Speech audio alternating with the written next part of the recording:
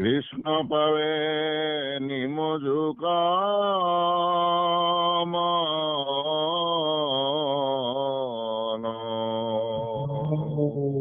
হৰি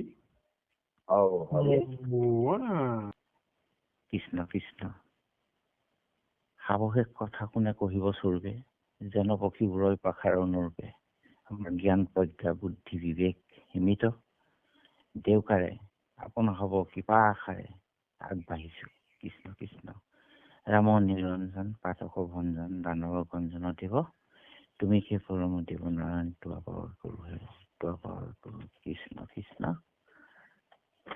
আমি বিষয়বস্তুত অকণমান আগবাঢ়িছো কৃষ্ণ মহাপুৰুষ শংকৰদেৱৰ আদৰ্শত জীৱন গঢ়াৰ প্ৰমূল্য আৰু প্ৰেৰণা বিষয়টি পৰিসৰ বিস্তৃত সীমিত পৰিসৰে জ্ঞানেহে যোগ্যজনে সীমিত কৰিবলগীয়া যেন আমি অনুভৱ কৰিছো কৃষ্ণ কৃষ্ণ ভগৱানে পৰম ধামত থাকি নিজ জ্ঞান বিজ্ঞান ৰহস্য দয়া প্ৰেম শান্তি আৰু পবিত্ৰতাৰ প্ৰয়োজন অনুসৰি যুগে যুগে মানৱ সমাজলৈ প্ৰেৰণ কৰি আহিছে একোজন মহান পুৰুষ এই ঘোৰ কলিযুগ অল্প আয়ুস সচ্ছলমতি মনুষ্যৰ মাজত মানৱতাবাদ প্ৰচাৰৰ মানৱ ধৰ্ম প্ৰচাৰৰ পতিত নিষ্পেষিত নিৰ্যাতিত মানৱক তাৰণ কাৰণৰ বাবে ভগৱানে মনুষ্য পঠাইছে শংকৰদেৱৰ আৱিৰ্ভাৱ লানুবাৰ অৱতাৰ ধৰন্ত ঈশ্বৰ কৃষ্ণ হৰিভক পৃথিৱী ভাৰ অন্তৰ্জাতি পতিতৰ তাৰণ কাৰণ হেতু ইবাৰ শংকৰ অৱতাৰ মাধৱদেৱে গুৰুজনাক অতি উচ্চৰ পৰা নিৰীক্ষণ কৰি আৱিষ্কাৰ কৰিছিল যে এইজন সাধাৰণ পুৰুষ নহয় ঈশ্বৰৰ অংশ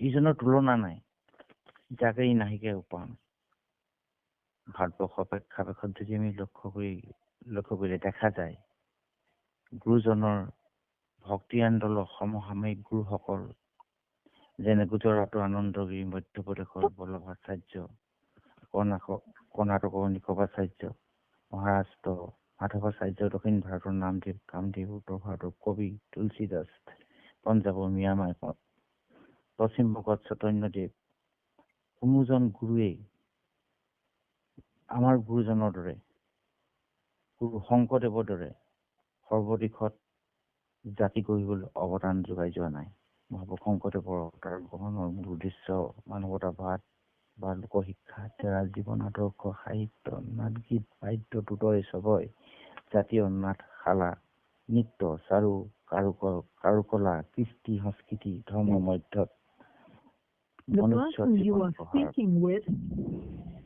মূল্যবোধৰ শিক্ষাকে দিয়া হৈছে তেৰাৰ প্ৰৱৰ্তিত এখন হৈনম নাম ধৰ্ম বৈজ্ঞানিক বিচাৰ বিশ্লেষণৰ আধাৰত মানৱ ধৰ্ম যিয়ে সাধাৰণ মানুহক মহামানৱলৈ উত্তৰণৰ পথ দৰ্শন কৰায় দৈনন্দিন শুদ্ধ সত্য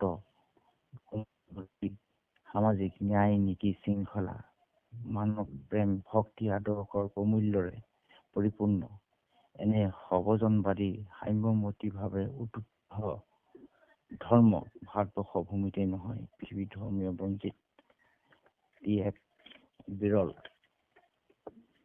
বেদান্তবাদ এক ঈশ্বৰবাদ আধ্যাত্মিকবাদ ভক্তিবাদ মানৱতাবাদ শংকৰদেৱৰ ভক্তি যুগ ধৰ্ম যুগ সাপেক্ষে কাল সাপেক্ষে সমাজ সাপেক্ষে বিজ্ঞান সাপেক্ষে ধৰ্মবস্তু শুদ্ধ সত্য জ্ঞান দান কৰি পৰকালৰ শান্তি পৰম ধামলৈ জগতৰ লোকক নিবৰ কাৰণে তেৰাই জীৱনক মৰণ পৰণ কৰি জীৱন জোৰা সংগ্ৰাম কৰিছিল অন্যান্য মানৱ গুৰুসকলে মানৱক ধৰ্ম অৰ্থ কাম মুখ্য চাৰি পুৰুষাৰ্থৰ শিক্ষা প্ৰদানতে সীমাবদ্ধ আছিল কিন্তু শংকৰদেৱে পঞ্চম পুৰুষাৰ্থ ৰূপে ভক্তি ধৰ্মকো কলাৰ মাজেদি নিবলৈ যি বিপ্লৱ আনিছিল সি অন্য মহাপুৰুষৰ জীৱনৰ কৰ্মৰাজিৰ ক্ষেত্ৰত পাবলৈ নাই সেয়েহে গুৰু বস্তুতে তেখেতে স্পষ্ট প্ৰকাশ কৰিছিল চাৰি পুৰুষাৰ্থ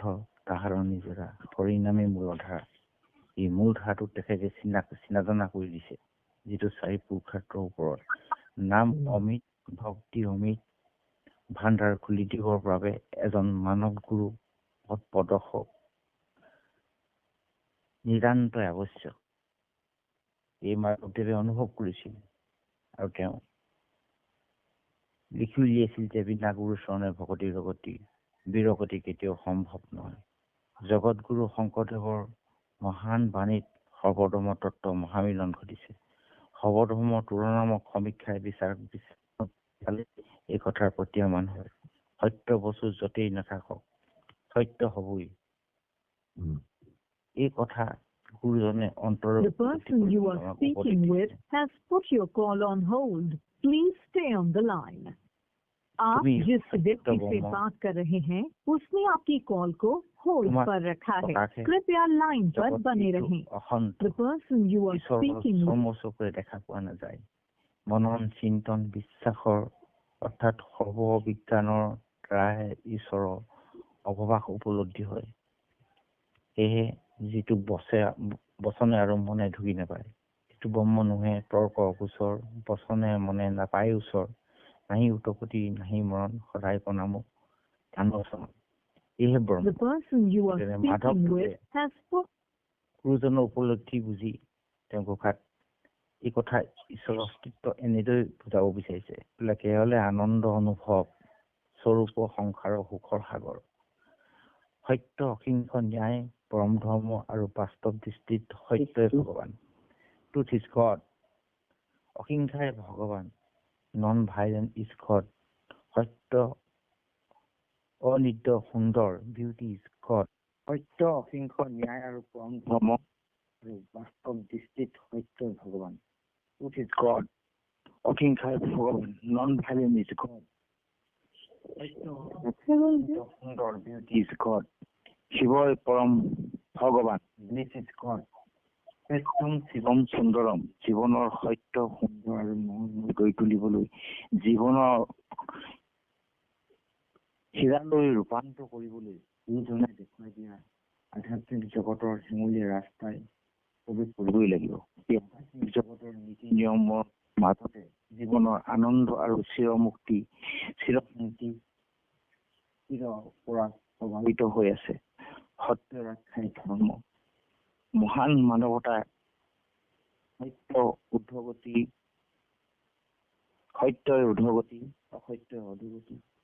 এই গুৰুজনে ব্যৱসায়িক জীৱনত সত্য ৰক্ষা কৰিবলৈ বাৰে বাৰে উপদেশ দিছে। গুৰুজনে জীৱন গঢ়িবলৈ প্ৰয়োজনীয় নিজক ভালকৈ চিনি ল'বৰ কাৰণে নৰতমে প্ৰায়টো পৰিচয় কৰি দিছে। জীৱৰ ভিতৰত শ্ৰেষ্ঠতম জীৱ মানৱক ভগৱানে শ্ৰেষ্ঠতম তত্ত্ব বা বুদ্ধি বিবেক প্ৰদান কৰিছে। মহান সাধনাৰ মূলতে জীৱই নৰতম লাভ কৰিছিল। ব্ৰহ্মা আদি দেৱতাৰো এই নৰতম পাবলৈ বাঞ্ছা কৰে। ৰভি আস্থা জন্ম যিটো ব্ৰহ্মাৰো বাঞ্ছিত। দেৱতাৰো এই দেহাটো পাবলৈ ইচ্ছা কৰে। মনুষ্য হৈ আকৌ দেৱতাৰো অভিলাষ ধৰ্ম কামমুখ হাতে উপায়। এই মনুষ্য দেহাটোৰ ওপৰত হলি বাইবেল এটা কথা লিখা তাত উল্লেখ কৰিছে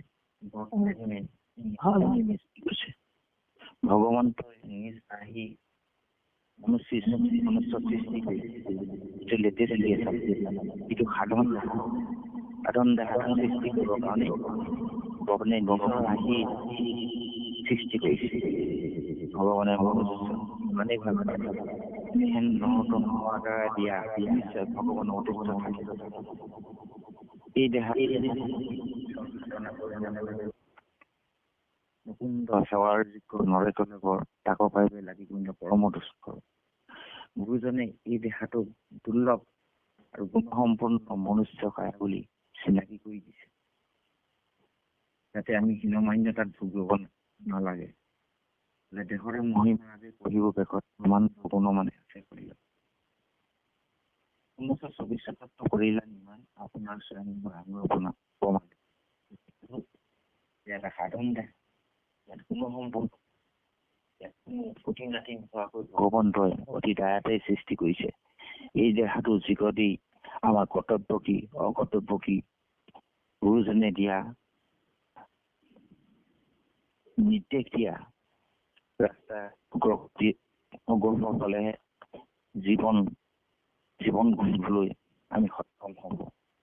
তাৰ বাবে গুৰুজনে মানৱ জীৱনক অগ্ৰগতি হবলৈ অনুপ্ৰেৰণা স্ত্ৰী বৃদ্ধ বাল্য চণ্ডালসকলৰ বিশেষভাৱে নাম উল্লেখ কৰা কাৰণ নথকা নহয়। এইসকলে ব্ৰাহ্মণ্যবাদৰ কবলত পৰি ধৰ্ম কৰ্ম সমাজৰ পৰা বিৰত আছিল। গুৰুজনে 5 ফুট দি অধিকাৰ সাব্যস্ত কৰাত তেওঁ প্ৰেৰণা যোগাইছিল।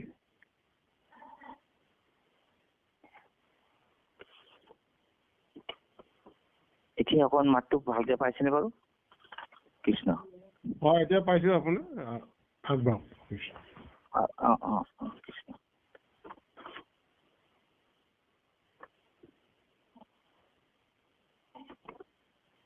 গুৰুজনে বিশেষকৈ তেওঁ অনুভৱ কৰিছিল যে সমাজত পতিত হৈ থকা চণ্ডালৰ উপৰিও নাৰীসকলৰ মান্যতা মৰ্যাদা নাই। সেয়ে চেৰাই ব্ৰাহ্মণ্যবাদত গোষ্ঠী কুষ্ঠিত হোৱা ঠাইত সাধাৰণ নাৰীৰ পৰা দেৱী স্থানলৈ উত্তৰণ কৰি মৰ্যাদা প্ৰদান কৰিছিল আৰু তেওঁলোকক অনুপ্ৰেৰণা যোগাইছিল। যিহেতু সমাজৰ 80% নাৰীসকলৰ উত্তৰণ নহলে সমাজৰ উত্তৰণ অসম্ভৱ।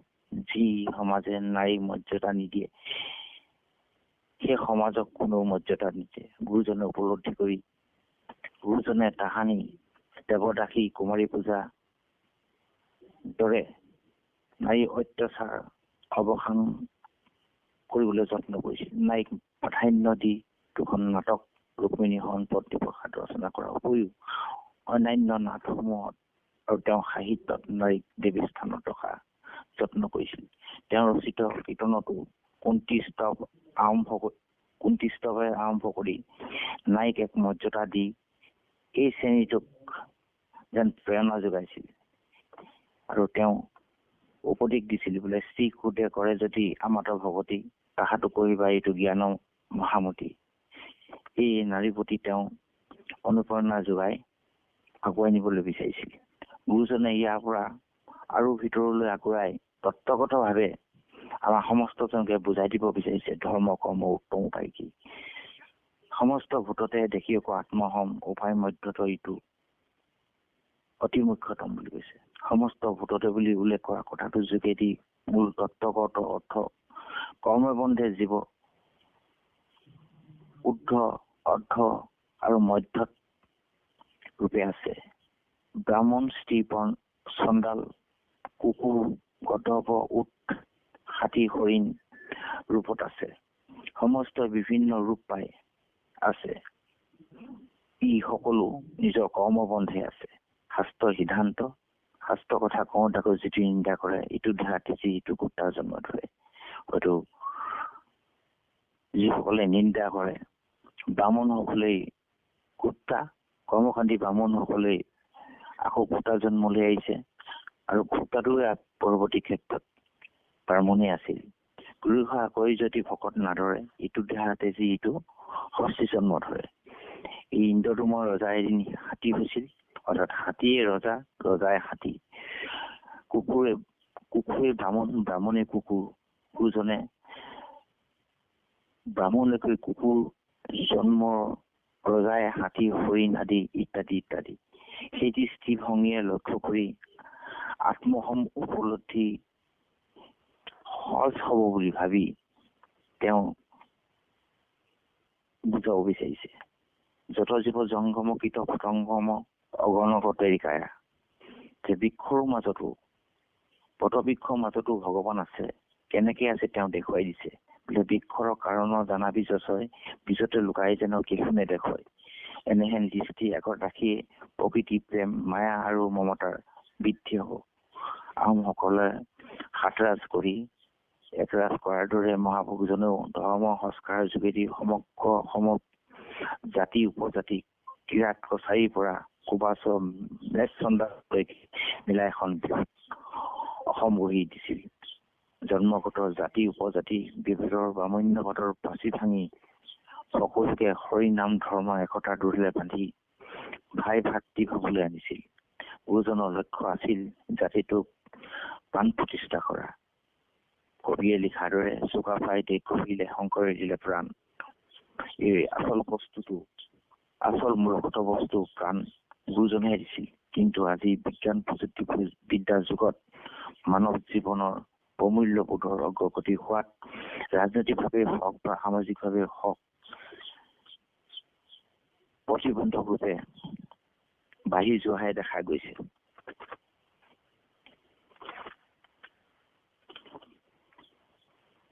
অসমৰ বৰ্তমান প্ৰেক্ষাপটত লক্ষ্য কৰিলে দেখা যায় যে গুৰুজনে যি ঘাত প্ৰতিঘাত সংঘাতৰ মাজেদি অন্ধবিশ্বাসৰ কুসংস্কাৰ দূৰ কৰি এখন প্ৰগতিৰ সমাজ গঠন কৰাৰ কাৰণে চেষ্টা কৰিছিল।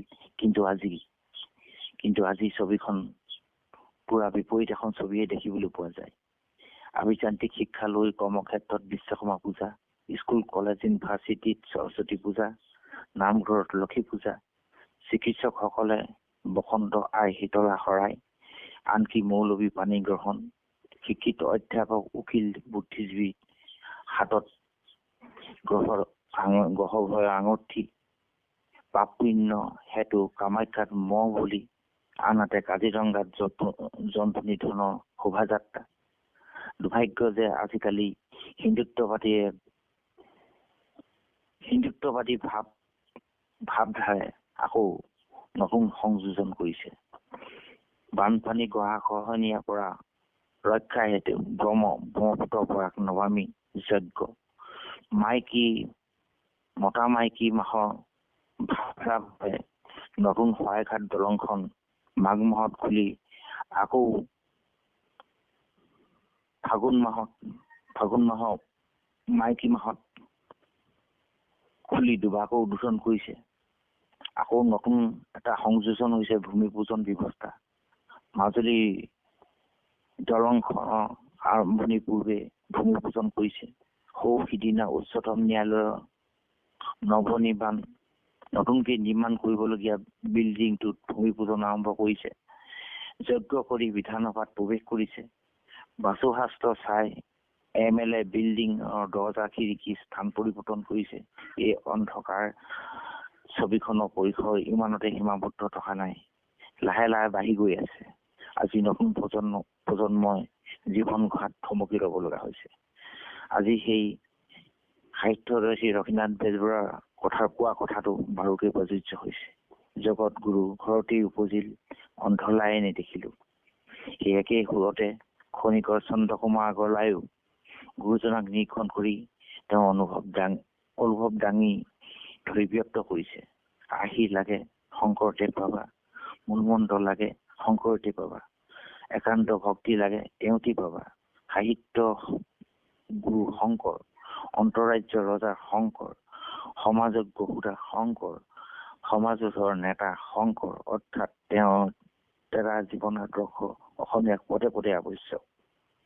একান্তত আগৰৱালাদেৱে আমাৰ সমস্তকে এবাৰ উভতি চাবলৈ সকীয়াই দিছে, যাতে অসমীয়াই ব্যক্তি জীৱন তথা সামাজিক জীৱনত গুৰুজনাক মৰ্মে মৰ্মে উপলব্ধি কৰি নিজক গঢ় দিয়া উপৰিও অসমীয়া জাতিটোৰ গঢ় দিয়াত আত্মনিয়োগ কৰে। শেষত তেওঁ সৰ্বগুণাকৰ শংকৰ সন্দৰ্ভত এটা ডাঙৰ প্ৰশ্ন অৱতাৰণা কৰিছে। তেওঁ উল্লেখ কৰিছে, হে শংকৰ, তুমি অসমক নিদিলা কি? ধৰ্ম দিলা, ভক্তি দিলা, সাহিত্য দিলা, নাট দিলা, গীত দিলা। অসমক তুমি নতুনকৈ সজিলা, যুগৰ প্ৰৱৰ্তক তোমাক নমস্কাৰ। তুমি শংকৰ সূৰ্য পাইছিলা, নহলে আজি ক'ত থাকিলাহেঁতেন। সঁচাকৈ অন্ধবিশ্বাস কুসংস্কাৰে ভৰা অসম মূলকত অসমীয়া জাতিটোক ক'ত পিছ পৰি থাকিলেহেঁতেন, ই এটা ডাঙৰ প্ৰশ্নবোধক চিন। কৃষ্ণ এই ভাৱ আই সমস্ত প্ৰভু জনা আমি পৰিসৰ বহাই নিবলৈ আমাৰ জ্ঞান সীমিত। আমি বিষয়বস্তুটো ইয়াতে আমি সামৰি মাৰিবলৈ আগবাঢ়িছো।